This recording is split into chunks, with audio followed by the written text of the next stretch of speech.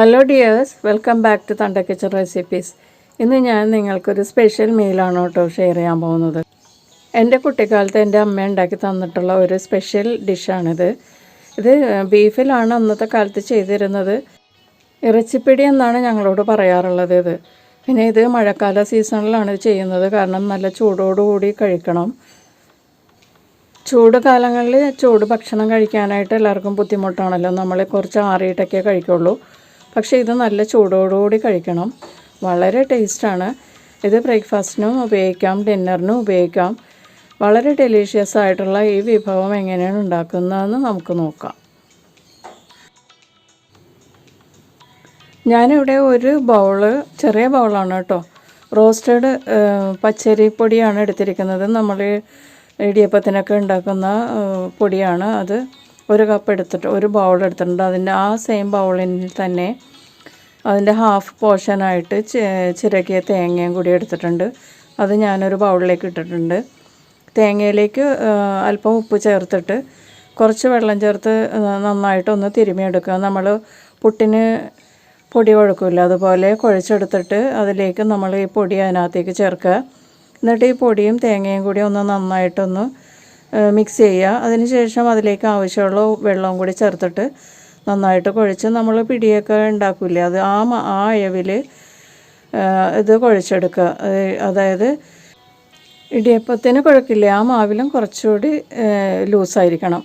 എന്നിട്ട് അത് ഇതുപോലെ കുഴച്ച് വയ്ക്കുക. അതിൽ നിന്ന് കുറച്ച് വീതം എടുത്തിട്ട് ഉരുളകളാക്കിയിട്ടാണ് ഉണ്ടാക്കുന്നത്. ഇപ്പോഴേ ഉരുളകളാക്കരുത്, കാരണം ഇത് ഡ്രൈ ആയി പോകും. അപ്പോൾ നമ്മളത് ഇടുന്ന സമയത്ത് മാത്രം ഉരുട്ടിയെടുത്താൽ മതിയാകും. ഞാനിവിടെ 500 ഗ്രാം ചിക്കനാണ് എടുത്തിരിക്കുന്നത്. ചെറുതാക്കി നുറുക്കി എല്ലോടുകൂടിയ കഷ്ണമാണ് കേട്ടോ ഇത്. പിന്നെ നിങ്ങൾക്ക് കൂടുതൽ വേണമെന്നുണ്ടെങ്കിൽ കൂടുതൽ ഉപയോഗിക്കാം. ബീഫാണ് ഇതിന് ഉപയോഗിക്കുന്നത്. ബീഫ് ചേർത്തുണ്ടാക്കിയാലാണ് വളരെ നല്ല ടേസ്റ്റ്. നല്ല നെയ്യോട് കൂടിയ ഇറച്ചി ആണ് പണ്ട് കാലത്ത് ഉപയോഗിച്ചിരുന്നത്. അതിലാണ് ഞങ്ങൾ ഈ പിടി ചേർത്ത് ഉണ്ടാക്കി കഴിക്കുന്നത്. പക്ഷേ ബീഫ് കഴിക്കുന്ന റിസ്ക് ഓർത്തിട്ടാണ് ഞാൻ ഈ ചിക്കനിൽ ഉണ്ടാക്കി കഴിക്കുന്നത്. അപ്പോൾ ചിക്കൻ ആകുമ്പോൾ എല്ലാവർക്കും കഴിക്കുകയും ചെയ്യാം. ബീഫ് കഴിക്കാത്തവർക്കും ഇത് ഇങ്ങനെ ഉണ്ടാക്കി കഴിക്കാം. പിന്നെ വേണ്ടത് ഒരു 2.5-3 കപ്പ് രണ്ടാം പാൽ വേണം, 1 കപ്പ് ഒന്നാം പാൽ വേണം. പിന്നെ മല്ലിപ്പൊടി, മുളക് പൊടി, മഞ്ഞൾപ്പൊടി, പച്ചമുളക്, ഇഞ്ചി, വേപ്പില, വെളുത്തുള്ളി, പിന്നെ വെളിച്ചെണ്ണ. അപ്പോൾ നമുക്ക് തുടങ്ങാം. ഞാനിവിടെ ഒരു പാൻ വെച്ച് ചൂടാക്കിയിട്ടുണ്ട്. അതിലേക്ക് ഞാൻ വെളിച്ചെണ്ണയാണ് ഒഴിച്ചു കൊടുക്കുന്നത്. നാടൻ വിഭവമായതുകൊണ്ട് വെളിച്ചെണ്ണയിൽ ചെയ്താലാണ് ഇതിൻ്റെ തനതായ രുചി കിട്ടുന്നത്. ഇതിലേക്ക് കുറച്ച് കറിവേപ്പില ചേർക്കുക. കറിവേപ്പില ഒന്ന് ചൂടായി വരുമ്പോഴേക്കും അതിലേക്ക് പൊടിയായി അരിഞ്ഞ ഒരു ചെറിയ സവാള ചേർക്കാം. നിങ്ങൾക്ക് വേണമെങ്കിൽ ഉള്ളിയും ചേർക്കാം. ഉള്ളി ചെറുതായിട്ട് വട്ടത്തിൽ അരിഞ്ഞിട്ട് ചേർത്താൽ കൂടുതൽ ടേസ്റ്റ് ആയിരിക്കും. സവാള ഒന്ന് മൊരിഞ്ഞ് തുടങ്ങുമ്പോഴേക്കും അതിലേക്ക് 2 വലിയ കഷ്ണം ഇഞ്ചി ചതച്ചതും പിന്നെ 1 ടീസ്പൂൺ വെളുത്തുള്ളി ചോപ്പ് ചെയ്തത് പൊടിയായി അരിഞ്ഞതും കൂടി ചേർക്കുക. എന്നിട്ടൊന്ന് വഴറ്റി കൊടുക്കുക. സവാളയുടെ നിറമൊക്കെ ഒന്ന് മാറി തുടങ്ങുന്നത് വരെ വഴറ്റണം കേട്ടോ. അപ്പോൾ ഏകദേശം ഒരു 2-3 മിനിറ്റ് വഴറ്റേണ്ടി വരും. അപ്പോഴേ സവാള മൊരിയാൻ തുടങ്ങുള്ളൂ. ആ സമയത്ത് നമുക്ക് ഒരു 1/4 ടീസ്പൂൺ മഞ്ഞൾപ്പൊടി ചേർത്ത് കൊടുക്കാം. പിന്നെ ഇതിലേക്ക് 1 ടീസ്പൂൺ സാധാരണ മുളക് പൊടി ചേർക്കുക, റെഡ് ചില്ലി പൗഡർ. പിന്നെ കാശ്മീരി ചില്ലി പൗഡറൊന്നും ഇതിലേക്ക് ചേർക്കില്ല. നാടൻ കറിയാണ്, പഴയ കാലത്തെ കറിയാണ്. അന്നത്തെ കാലത്ത് ഇതുപോലെ കാശ്മീരി ചില്ലി പൗഡറൊന്നും കിട്ടാറില്ല. പിന്നെ ഇതിലേക്ക് 1.5 ടീസ്പൂൺ മല്ലിപ്പൊടിയും കൂടി ചേർക്കുന്നുണ്ട്. എന്നിട്ട് ഈ പൊടികളിലെ പച്ചമണം മാറുന്നത് വരെ ഒന്ന് വഴറ്റി കൊടുക്കുക. അപ്പോൾ ഇതിൻ്റെ പച്ചമണമൊക്കെ ഒന്ന് മാറിക്കഴിയുമ്പോഴേക്കും ഇതിലേക്ക് 1/2 ടീസ്പൂൺ കുരുമുളക് പൊടി ചേർക്കുക. പിന്നെ ഇതിലേക്ക് ഒരു 3/4 ടീസ്പൂൺ ഗരമസാല പൗഡറും കൂടി ചേർക്കുക. എന്നിട്ട് ഇതൊന്ന് വഴറ്റി കൊടുക്കുക. ഒരു മിനിറ്റ് വഴറ്റുക. അപ്പോൾ ഈ മസാലപ്പൊടിയൊക്കെ ഒന്നും നന്നായിട്ട് ചൂടാവും. 1 മിനിറ്റ് വഴറ്റിയതിന് ശേഷം ഇതിലേക്ക് നമുക്ക് സ്ലൈസ് ചെയ്ത് വെച്ചിരിക്കുന്ന സവാള ചേർക്കാം. ഞാൻ 2 ചെറിയ സവാളയാണ് കേട്ടോ സ്ലൈസ് ചെയ്തത്. ഒരു വലിയ സവാളയാണെങ്കിൽ 1 എടുത്താൽ മതിയാകും. എന്നിട്ട് ഇതൊന്ന് വഴറ്റി കൊടുക്കുക. ഈ മസാലയുമായിട്ട് നന്നായിട്ട് മിക്സ് ചെയ്യുക. ഇതിലേക്ക് 2 പച്ചമുളകും കൂടി നമുക്ക് ചേർത്ത് കൊടുക്കാം. പച്ചമുളകൊക്കെ നിങ്ങൾ ചേർക്കുമ്പോൾ അതിൻ്റെ എരിവ് അനുസരിച്ച് ചേർക്കുക കേട്ടോ. പിന്നെ ഇതിലേക്ക് ആവശ്യത്തിനുള്ള ഉപ്പും കൂടി ചേർത്തിട്ട് 2 മിനിറ്റ് വഴറ്റി കൊടുക്കുക. എന്നിട്ട് ഇതിലേക്ക് നമ്മൾ എടുത്ത് വെച്ചിരിക്കുന്ന 2-ാം പാൽ ചേർക്കുക. 2-ാം പാൽ ചേർത്തതിന് ശേഷം ഞാൻ 2.5 കപ്പ് പാലാണ് കേട്ടോ ചേർത്തിരിക്കുന്നത്. എന്നിട്ടത് നന്നായിട്ടൊന്ന് മിക്സ് ചെയ്യുക. മസാലയൊക്കെ നന്നായിട്ട് അഴുത്തതിന് ശേഷം ഇത് തിളച്ച് തുടങ്ങുമ്പോഴേക്കും ഇതിലേക്ക് ചിക്കൻ പീസസ് ചേർത്ത് കൊടുക്കുക. ചിക്കൻ പീസസ് ചേർത്ത് കഴിഞ്ഞിട്ട് ഇതൊന്ന് നന്നായിട്ട് തിളക്കണം. തിളച്ച് തുടങ്ങുമ്പോഴേക്കും നമുക്ക് ഇത് കവർ ചെയ്തൊരു 5 മിനിറ്റ്സ് ചിക്കൻ പീസസ് മാത്രമായിട്ട് വേവിച്ചെടുക്കണം.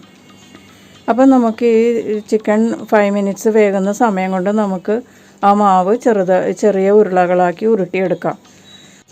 ഇപ്പോൾ ഗ്രേവി തിളക്കാൻ തുടങ്ങിയിട്ടുണ്ട്. നമുക്ക് മൂടി വെച്ച് ഒരു 5 മിനിറ്റ്സ് കുക്ക് ചെയ്യാം. ഈ സമയത്ത് നമുക്ക് ആ മാവ് ഉരുട്ടിയെടുക്കുകയും ചെയ്യാം. അപ്പം ഞാൻ ആ മാവൊക്കെ ഇതുപോലെ ഉരുട്ടിയെടുത്തിട്ടുണ്ട്. ഉരുട്ടി അല്ലെങ്കിൽ നമുക്ക് പിടിയായിട്ടും ഇടാവുന്നതാണ്. ഏത് ഷേപ്പിലും ഉണ്ടാക്കാം. ഇപ്പോൾ ഒരു 5 മിനിറ്റ് കഴിഞ്ഞിട്ടുണ്ട്. നമുക്ക് തുറന്ന് നോക്കാം. ഇപ്പോൾ ചിക്കൻ പീസസൊക്കെ ഏകദേശം ഹാഫ് കുക്ക് ആയിട്ടുണ്ട്. നമുക്കിതിലേക്ക് നല്ല ഹൈ ഫ്ലെയിമിൽ വെച്ചിട്ട് ഈ ബോൾസൊക്കെ ഇട്ട് കൊടുക്കാം. സാധാരണ ചിലർ ഇത് ബോൾസ് വേറെ സ്റ്റീം ചെയ്തെടുത്തിട്ടാണ് ഇതിലേക്ക് ചേർക്കുന്നത്. പക്ഷേ ഞാനിത് ഡയറക്റ്റ് തന്നെയാണ് ചേർക്കുന്നത്. അപ്പോൾ ഈ ഗ്രേവിയിൽ കിടന്ന് വേകുമ്പോൾ ഈ ബോൾസും ഒക്കെ നല്ല ടേസ്റ്റായിരിക്കും, വളരെ രുചിയായിരിക്കും. അപ്പോൾ ഈ ബോൾസ് ഇടുമ്പോഴേക്കും ആരും ഇളക്കി കൊടുക്കരുത്. ഇത് ഇളക്കാൻ പാടില്ല. ഇളക്കി കഴിഞ്ഞാൽ ഇത് പൊടിഞ്ഞു പോകും. അപ്പോൾ ഇത് ബോൾസ് ഇട്ടതിന് ശേഷം കവർ ചെയ്ത് ഒരു 5 മിനിറ്റ് കുക്ക് ചെയ്തതിന് ശേഷം തുറന്നിട്ടാണ് നമ്മൾ ഇത് ഇളക്കി കൊടുക്കുന്നത്. ഇപ്പോൾ ഒരു 5 മിനിറ്റ് കഴിഞ്ഞിട്ടുണ്ട്. നമുക്കൊന്ന് ഇളക്കി കൊടുക്കാം. അപ്പോൾ ഈ ബോൾസൊക്കെ ഒന്നും പൊടിഞ്ഞൊന്നും പോവില്ല. വളരെ മയത്തിൽ ഇളക്കി കൊടുക്കുക, സോഫ്റ്റായിട്ട് ഇളക്കി കൊടുക്കുക. എന്നിട്ട് ഇനി ഇത് മൂടി വെച്ച് ഒരു 10 മിനിറ്റ് ഇത് ഈ പിടിയൊക്കെ ഒന്ന് വേകണ്ടേ, അതിന് വേണ്ടിയിട്ട് 10 മിനിറ്റ് മൂടി വെച്ച് കുക്ക് ചെയ്യുക. ഇപ്പോൾ ഒരു 10 മിനിറ്റ് കഴിഞ്ഞിട്ടുണ്ട്. നന്നായിട്ട് ഗ്രേവിയൊക്കെ കുറുകി അതിൻ്റെ പിടിയൊക്കെ നന്നായിട്ട് വെന്തിട്ടുണ്ട്. ഇനി നമുക്ക് 1-ാം പാൽ ചേർത്ത് കൊടുക്കാം. 1-ാം പാൽ ചേർക്കുമ്പോൾ വളരെ ലോ ഫ്ലെയിമിലോട്ട് മാറ്റണം കേട്ടോ. എന്നിട്ട് വേണം 1-ാം പാൽ ചേർക്കാനായിട്ട്. എന്നിട്ട് നന്നായിട്ട് ഇളക്കിക്കൊണ്ടിരിക്കുക. നമുക്കിതിലേക്ക് കുറച്ച് പച്ചവേപ്പിലയും കൂടി ചേർത്തിട്ട് ഗ്രേവി തിളക്കുന്നത് വരെ നമുക്കൊന്ന് ഇളക്കി കൊടുക്കാം. ഗ്രേവി തിളക്കുമ്പോൾ തന്നെ നമ്മൾക്ക് സ്റ്റൗ ഓഫ് ചെയ്യണം, അല്ലെങ്കിൽ തേങ്ങാപ്പാലിൻ്റെ രുചിയൊക്കെ പോവും. അപ്പോൾ ഗ്രേവി ഇപ്പോൾ നന്നായിട്ട് തിളക്കാൻ തുടങ്ങിയിട്ടുണ്ട്. ഇനി നമുക്ക് സ്റ്റൗ ഓഫ് ചെയ്തിട്ട് നമുക്ക് സെർവ് ചെയ്യാവുന്നതാണ്. അപ്പോൾ വളരെ ഡെലീഷ്യസ് ആയിട്ടുള്ള ഒരു മീലാണ് ഞാൻ നിങ്ങൾക്ക് ഷെയർ ചെയ്തത്. വളരെ ഡെലീഷ്യസ് എന്ന് പറഞ്ഞാൽ നിങ്ങൾ ചെയ്ത് നോക്കിയാലേ അത് മനസ്സിലാവുള്ളൂ. മഴക്കാലത്തൊക്കെ കഴിക്കാൻ പറ്റിയൊരു നല്ലൊരു മീലാണ്.